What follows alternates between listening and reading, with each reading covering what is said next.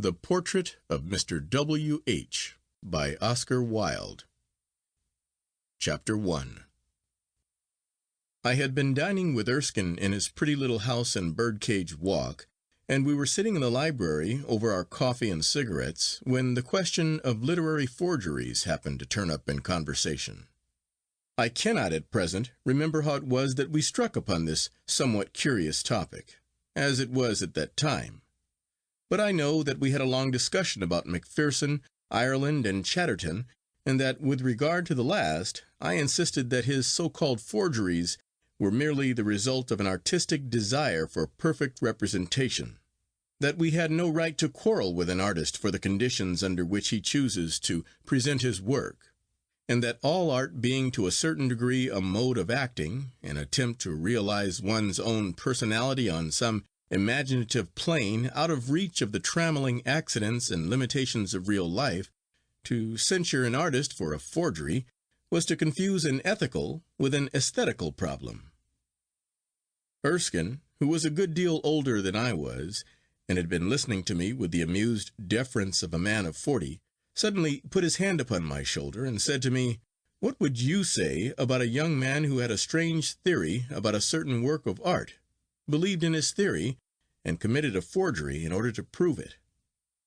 "Ah, that is quite a different matter," I answered. Erskine remained silent for a few moments, looking at the thin grey threads of smoke that were rising from his cigarette. "Yes," he said after a pause, "quite different." There was something in the tone of his voice, a slight touch of bitterness perhaps, that excited my curiosity. "Did you ever know anybody who did that?" I cried. "Yes," he answered, throwing his cigarette into the fire. "A great friend of mine, Cyril Graham. He was very fascinating, and very foolish, and very heartless. However, he left me the only legacy I ever received in my life." "What was that?" I exclaimed. Erskine rose from his seat, and going over to a tall inlaid cabinet that stood between the two windows, unlocked it, and came back to where I was sitting, holding in his hand a small panel picture set in an old and somewhat tarnished Elizabethan frame. It was a full-length portrait of a young man in late 16th century costume, standing by a table with his right hand resting on an open book. He seemed about 17 years of age, and was of quite extraordinary personal beauty, though evidently somewhat effeminate. Indeed, had it not been for the dress and the closely cropped hair, one would have said that the face, with its dreamy, wistful eyes and its delicate scarlet lips, was the face of a girl. In manner, and especially in the treatment of the hands, the picture reminded one of François Clouet's later work. The black velvet doublet with its fantastically gilded points, and the peacock blue background against which it showed up so pleasantly, and from which it gained such luminous value of colour, were quite in Clouet's style. And the two masks of tragedy and comedy that hung somewhat formally from the marble pedestal had that hard severity of touch, so different from the facile grace of the Italians, which even at the court of France the great Flemish master never completely lost, and which in itself has always been a characteristic of the northern temper. "It is a charming thing," I cried, "but who is this wonderful young man whose beauty art has so happily preserved for us?" "This is the portrait of Mr. W. H.," said Erskine, with a sad smile. It might have been a chance effect of light, but it seemed to me that his eyes were quite bright with tears. "Mr. W. H.!" I exclaimed. "Who was Mr. W. H.? Don't you remember?" he answered. "Look at the book on which his hand is resting." "I see there is some writing there, but I cannot make it out," I replied. "Take this magnifying glass and try," said Erskine, with the same sad smile still playing about his mouth. I took the glass, and moving the lamp a little nearer, I began to spell out the crabbed 16th century handwriting. "To the only begetter of these ensuing sonnets." "Good heavens!" I cried. "Is this Shakespeare's Mr. W. H.?" "Cyril Graham used to say so," muttered Erskine. "But it is not a bit like Lord Pembroke," I answered. I know the Penshurst portraits very well. I was staying near there a few weeks ago." "Do you really believe, then, that the sonnets are addressed to Lord Pembroke?" he asked. "I am sure of it," I answered. "Pembroke, Shakespeare, and Mrs. Mary Phaeton are the three personages of the sonnets. There is no doubt at all about it." "Well, I agree with you," said Erskine, "but I did not always think so. I used to believe—well, I suppose I used to believe in Cyril Graham and his theory." "And what was that?" I asked, looking at the wonderful portrait, which had already begun to have a strange fascination for me. "It's a long story," said Erskine, taking the picture away from me, rather abruptly, I thought at the time. "A very long story. But if you care to hear it, I will tell it to you."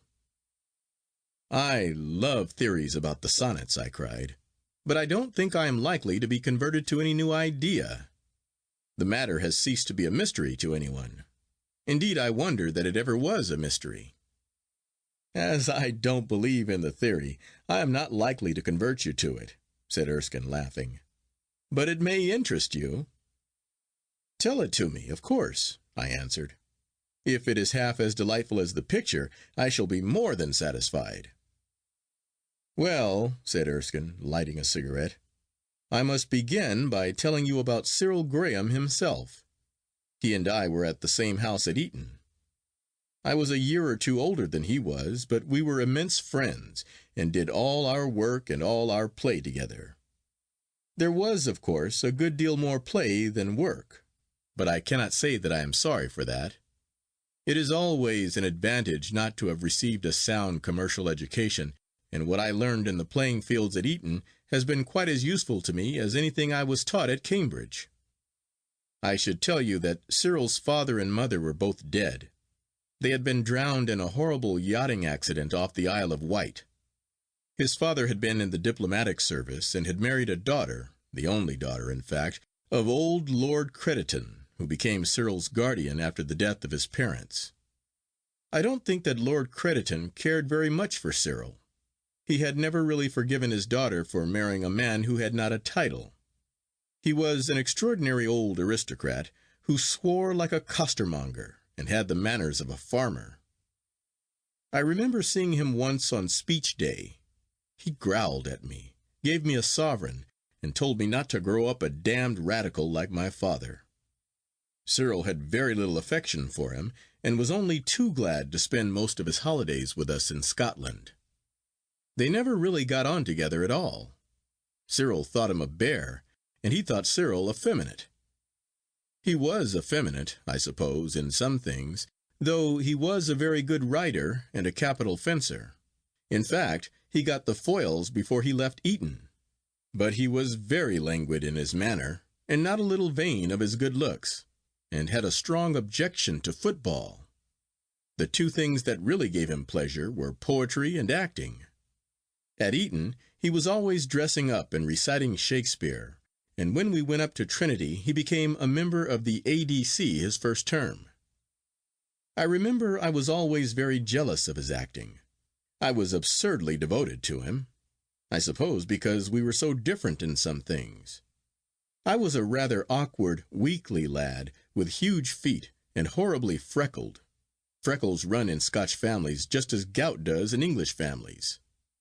Cyril used to say that of the two he preferred the gout, but he always set an absurdly high value on personal appearance, and once read a paper before our debating society to prove that it was better to be good-looking than to be good.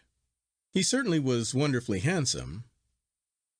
People who did not like him, Philistines and college tutors and young men reading for the church, used to say that he was merely pretty, but there was a great deal more in his face than mere prettiness. I think he was the most splendid creature I ever saw, and nothing could exceed the grace of his movements, the charm of his manner. He fascinated everybody who was worth fascinating, and a great many people who were not. He was often wilful and petulant, and I used to think him dreadfully insincere. It was due, I think, chiefly to his inordinate desire to please. Poor Cyril! I told him once that he was contented with very cheap triumphs, but he only laughed. He was horribly spoiled.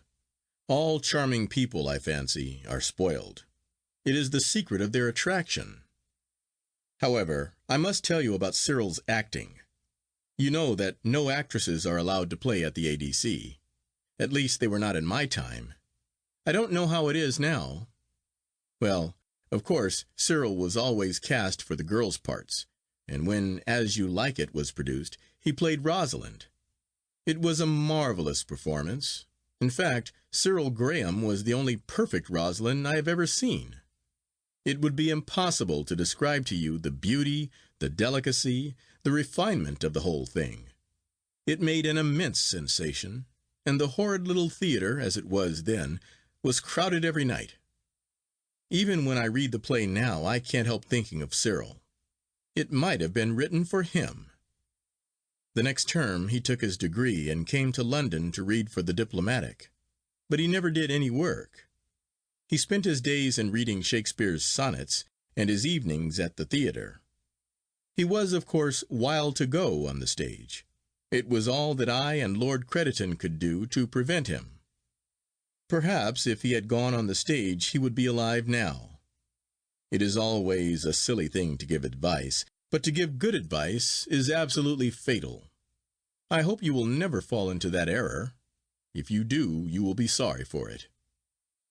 Well, to come to the real point of the story, one day I got a letter from Cyril asking me to come round to his rooms that evening. He had charming chambers in Piccadilly overlooking the Green Park, and as I used to go to see him every day, I was rather surprised at his taking the trouble to write. Of course I went, and when I arrived I found him in a state of great excitement. He told me that he had at last discovered the true secret of Shakespeare's sonnets, that all the scholars and critics had been entirely on the wrong tack, and that he was the first who, working purely by internal evidence, had found out who Mr. W.H. really was. He was perfectly wild with delight, and for a long time would not tell me his theory. Finally he produced a bundle of notes, took his copy of the sonnets off the mantelpiece, and sat down and gave me a long lecture on the whole subject. He began by pointing out that the young man to whom Shakespeare addressed these strangely passionate poems must have been somebody who was a really vital factor in the development of his dramatic art, and that this could not be said either of Lord Pembroke or Lord Southampton. Indeed, whoever he was, he could not have been anybody of high birth, as was shown very clearly by the 25th sonnet, in which Shakespeare, contrasting himself with those who are great princes' favourites, says quite frankly, "Let those who are in favour with their stars of public honour and proud titles boast, whilst I, whom fortune of such triumph bars, unlooked for joy in that I honour most," and ends the sonnet by congratulating himself on the mean state of him he so adored. "Then happy I that love and am beloved, where I may not remove nor be removed." This sonnet, Cyril declared, would be quite unintelligible if we fancied that it was addressed to either the Earl of Pembroke or the Earl of Southampton, both of whom were men of the highest position in England, and fully entitled to be called great princes. And he, in corroboration of his view, read me sonnets 124 and 125, in which Shakespeare tells us that his love is not the child of state, that it suffers not in smiling pomp, but is builded far from accident. I listened with a good deal of interest, for I don't think the point had ever been made before, but what followed was still more curious, and seemed to me at the time to dispose entirely of Pembroke's claim. We know from Mears that the sonnets had been written before 1598, and sonnet 104 informs us that Shakespeare's friendship with Mr. W.H. had been already in existence for 3 years. Now, Lord Pembroke, who was born in 1580, did not come to London till he was 18 years of age, that is to say, till 1598, and Shakespeare's acquaintance with Mr. W.H. must have begun in 1594, or at the latest in 1595. Shakespeare accordingly could not have known Lord Pembroke till after the sonnets had been written. Cyril pointed out also that Pembroke's father did not die till 1601, whereas it was evident from the line, You had a father, let your son say so. That the father of Mr. W.H. was dead in 1598. Besides, it was absurd to imagine that any publisher of the time, and the preface is from the publisher's hand, would have ventured to address William Herbert, Earl of Pembroke, as Mr. W.H. The case of Lord Buckhurst being spoken of as Mr. Sackville being not really a parallel instance, as Lord Buckhurst was not a peer but merely the younger son of a peer, with a courtesy title, and the passage in England's Parnassus where he is so spoken of, is not a formal and stately dedication, but simply a casual allusion. So far for Lord Pembroke, whose supposed claims Cyril easily demolished while I sat by in wonder. With Lord Southampton, Cyril had even less difficulty. Southampton became at a very early age the lover of Elizabeth Vernon, so he needed no entreaties to marry. He was not beautiful.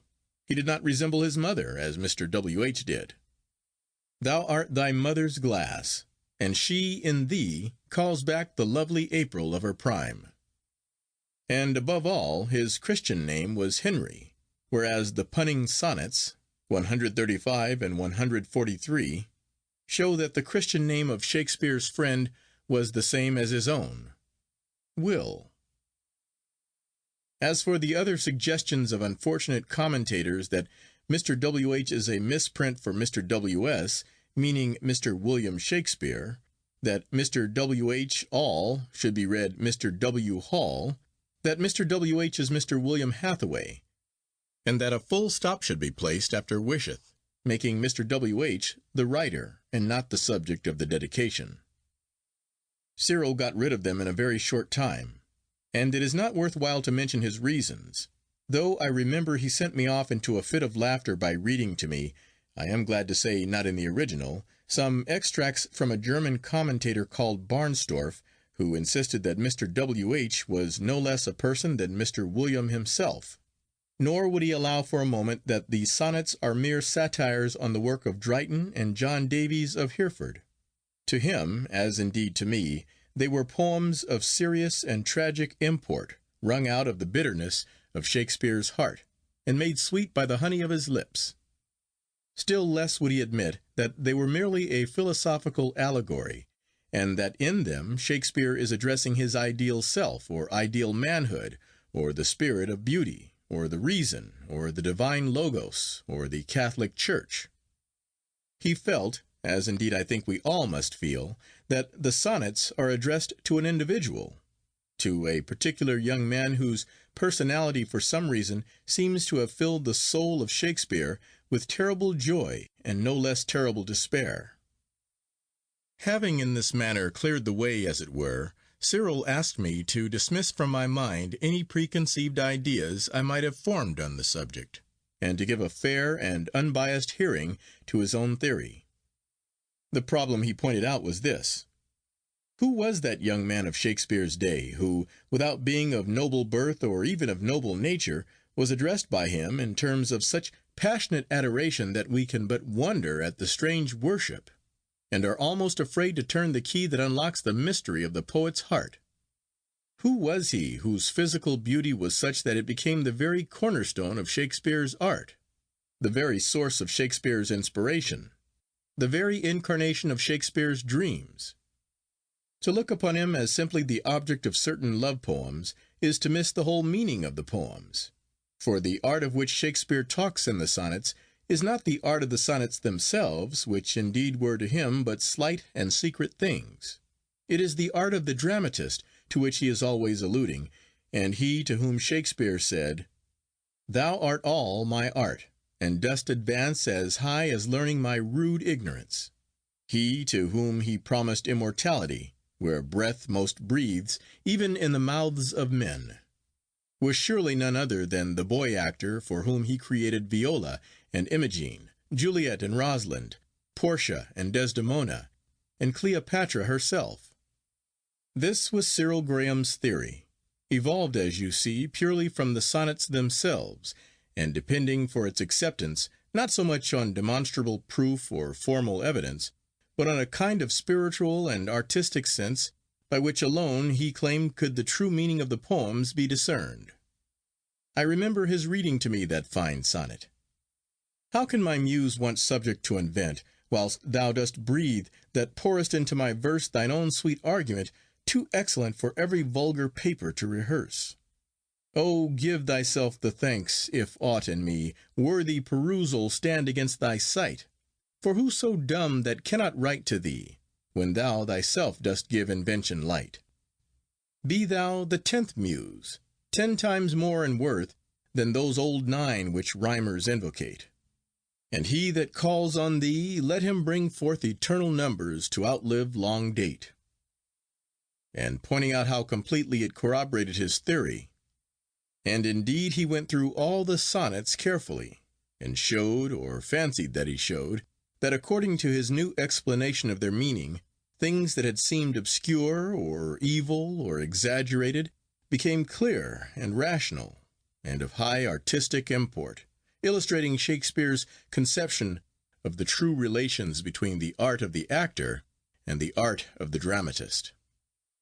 It is, of course, evident that there must have been in Shakespeare's company some wonderful boy actor of great beauty, to whom he entrusted the presentation of his noble heroines, for Shakespeare was a practical theatre manager, as well as an imaginative poet, and Cyril Graham had actually discovered the boy actor's name. He was Will, or as he preferred to call him, Willie Hughes. The Christian name he found, of course, in the punning sonnets, 135 and 143. The surname was, according to him, hidden in the 7th line of the 20th sonnet, where Mr. W.H. is described as a man in hue, all hues in his controlling.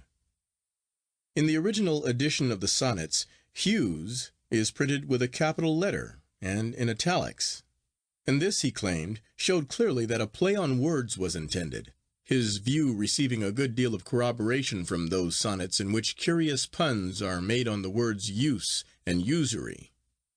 Of course I was converted at once, and Willie Hughes became to me as real a person as Shakespeare.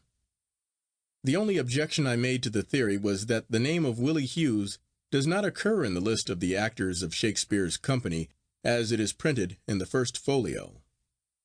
Cyril, however, pointed out that the absence of Willie Hughes's name from this list really corroborated the theory, as it was evident from Sonnet 86 that Willie Hughes had abandoned Shakespeare's company to play at a rival theatre, probably in some of Chapman's plays. It is in reference to this that in the great sonnet on Chapman, Shakespeare said to Willie Hughes, "But when your countenance filled up his line, then lacked I matter that enfeebled mine." The expression, "when your countenance filled up his line," referring obviously to the beauty of the young actor giving life and reality, and added charm to Chapman's verse, the same idea being also put forward in the 79th sonnet. "Whilst I alone did call upon thy aid, my verse alone had all thy gentle grace. But now my gracious numbers are decayed, and my sick muse doth give another place." And in the immediately preceding sonnet, where Shakespeare says, "Every alien pen has got my use, and under thee their poesy disperse." The play upon words, use equals hues, being of course obvious, and the phrase under thee their poesy disperse, meaning by your assistance as an actor bring their plays before the people. It was a wonderful evening, and we sat up almost till dawn, reading and rereading the sonnets. After some time, however, I began to see that before the theory could be placed before the world in a really perfected form, it was necessary to get some independent evidence about the existence of this young actor, Willie Hughes. If this could be once established, there could be no possible doubt about his identity with Mr. W.H. But otherwise the theory would fall to the ground. I put this forward very strongly to Cyril, who was a good deal annoyed at what he called my Philistine tone of mind, and indeed was rather bitter upon the subject. However, I made him promise that in his own interest he would not publish his discovery till he had put the whole matter beyond the reach of doubt. And for weeks and weeks we searched the registers of city churches, the Allen MSS at Dulwich, the record office, the papers of the Lord Chamberlain, everything, in fact, that we thought might contain some allusion to Willie Hughes. We discovered nothing, of course, and every day the existence of Willie Hughes seemed to me to become more problematical. Cyril was in a dreadful state, and used to go over the whole question day after day, entreating me to believe. But I saw the one flaw in the theory, and I refused to be convinced till the actual existence of Willie Hughes, a boy actor of Elizabethan days, had been placed beyond the reach of doubt or cavil. One day Cyril left town to stay with his grandfather, I thought at the time, but I afterwards heard from Lord Crediton that this was not the case, and about a fortnight afterwards I received a telegram from him, handed in at Warwick, asking me to be sure to come and dine with him that evening at 8 o'clock. When I arrived, he said to me, the only apostle who did not deserve proof was St. Thomas, and St. Thomas was the only apostle who got it. I asked him what he meant. He answered that he had not merely been able to establish the existence in the 16th century of a boy actor of the name of Willie Hughes, but to prove by the most conclusive evidence that he was the Mr. W.H. of the sonnets. He would not tell me anything more at the time, but after dinner he solemnly produced the picture I showed you, and told me that he had discovered it by the merest chance nailed to the side of an old chest that he had bought at a farmhouse in Warwickshire. The chest itself, which was a very fine example of Elizabethan work, he had, of course, brought with him, and in the center of the front panel the initials W.H. were undoubtedly carved. It was this monogram that had attracted his attention, and he told me that it was not till he had had the chest in his possession for several days that he had thought of making any careful examination of the inside. One morning, however, he saw that one of the sides of the chest was much thicker than the other, and looking more closely he discovered that a framed panel picture was clamped against it. On taking it out he found it was the picture that is now lying on the sofa. It was very dirty and covered with mold, but he managed to clean it, and to his great joy saw that he had fallen by mere chance on the one thing for which he had been looking. Here was an authentic portrait of Mr. W.H. with his hand resting on the dedicatory page of the sonnets, and on the frame itself could be faintly seen the name of the young man, written in black uncial letters on a faded gold ground, Master Will Hughes. Well, what was I to say? It never occurred to me for a moment that Cyril Graham was playing a trick on me, or that he was trying to prove his theory by means of a forgery. But is it a forgery? I asked. Of course it is, said Erskine. It is a very good forgery, but it is a forgery nonetheless. I thought at the time that Cyril was rather calm about the whole matter, but I remember he more than once told me that he himself required no proof of the kind, and that he thought the theory complete without it. I laughed at him, and told him that without it the theory would fall to the ground, and I warmly congratulated him on the marvelous discovery. We then arranged that the picture should be etched or facsimiled, and placed as the frontispiece to Cyril's edition of the sonnets, and for 3 months we did nothing but go over each poem line by line till we had settled every difficulty of text or meaning. One unlucky day I was in a print shop in Holborn, when I saw upon the counter some extremely beautiful drawings in silver point. I was so attracted by them that I bought them, and the proprietor of the place, a man called Rawlings, told me that they were done by a young painter of the name of Edward Merton, who was very clever, but as poor as a church mouse. I went to see Merton some days afterwards, having got his address from the printseller, and found a pale, interesting young man with a rather common-looking wife, his model, as I subsequently learned. I told him how much I admired his drawings, at which he seemed very pleased, and I asked him if he would show me some of his other work. As we were looking over a portfolio full of really very lovely things, for Merton had a most delicate and delightful touch, I suddenly caught sight of a drawing of the picture of Mr. W.H. There was no doubt whatever about it.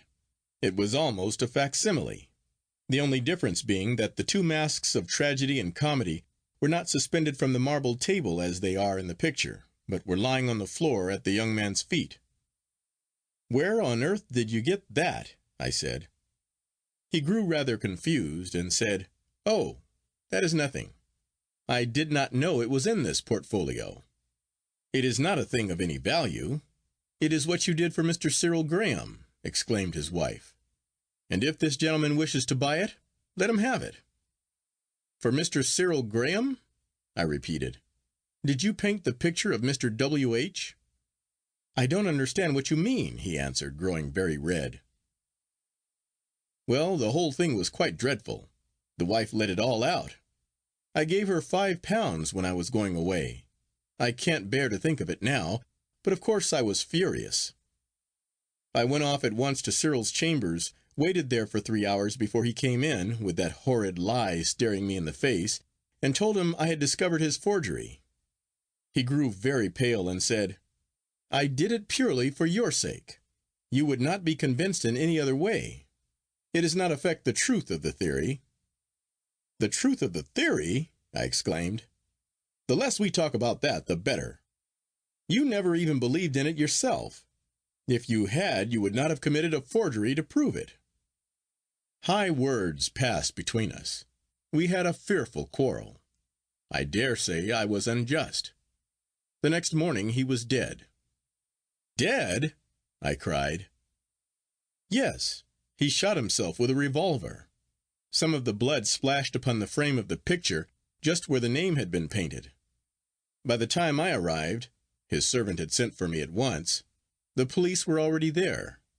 He had left a letter for me, evidently written in the greatest agitation and distress of mind." "What was in it?" I asked. "Oh, that he believed absolutely in Willie Hughes, that the forgery of the picture had been done simply as a concession to me, and did not in the slightest degree invalidate the truth of the theory, and that in order to show me how firm and flawless his faith in the whole thing was, he was going to offer his life as a sacrifice to the secret of the sonnets. It was a foolish, mad letter. I remember he ended by saying that he entrusted to me the Willie Hughes theory, and that it was for me to present it to the world and to unlock the secret of Shakespeare's heart." "It is a most tragic story," I cried. "But why have you not carried out his wishes?" Erskine shrugged his shoulders. "Because it is a perfectly unsound theory from beginning to end," he answered. "My dear Erskine," I said, getting up from my seat, "you are entirely wrong about the whole matter.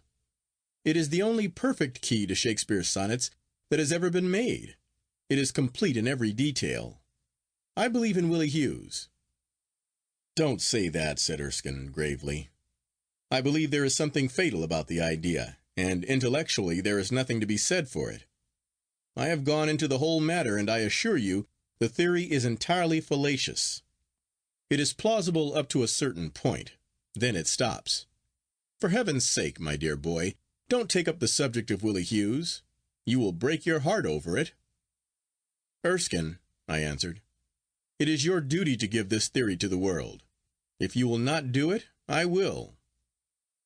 By keeping it back, you wrong the memory of Cyril Graham, the youngest and the most splendid of all the martyrs of literature. I entreat you to do him justice. He died for this thing. Don't let his death be in vain." Erskine looked at me in amazement. "You are carried away by the sentiment of the whole story," he said. "You forget that a thing is not necessarily true because a man dies for it. I was devoted to Cyril Graham. His death was a horrible blow to me. I did not recover it for years. I don't think I have ever recovered it. But Willie Hughes? There is nothing in the idea of Willie Hughes. No such person ever existed. As for bringing the whole thing before the world thinks that Cyril Graham shot himself by accident. The only proof of his suicide was contained in the letter to me, and of this letter the public never heard anything. To the present day Lord Crediton thinks that the whole thing was accidental." "Cyril Graham sacrificed his life to a great idea," I answered, "and if you will not tell his martyrdom, tell at least of his faith." "His faith," said Erskine, "was fixed in a thing that was false, in a thing that was unsound, in a thing that no Shakespearean scholar would accept for a moment. The theory would be laughed at. Don't make a fool of yourself, and don't follow a trail that leads nowhere. You start by assuming the existence of the very person whose existence is the thing to be proved. Besides, everybody knows that the sonnets were addressed to Lord Pembroke. The matter is settled once for all." "The matter is not settled," I exclaimed. "I will take up the theory where Cyril Graham left it, and I will prove to the world that he was right." "Silly boy," said Erskine. "Go home. It is after 2, and don't think about Willie Hughes any more. I am sorry I told you anything about it, and very sorry indeed that I should have converted you to a thing in which I don't believe." "You have given me the key to the greatest mystery of modern literature," I answered, "and I shall not rest till I have made you recognize, till I have made everybody recognize, that Cyril Graham was the most subtle Shakespearean critic of our day." As I walked home through St. James's Park, the dawn was just breaking over London. The white swans were lying asleep on the polished lake, and the gaunt palace looked purple against the pale green sky. I thought of Cyril Graham, and my eyes filled with tears. End of chapter 1.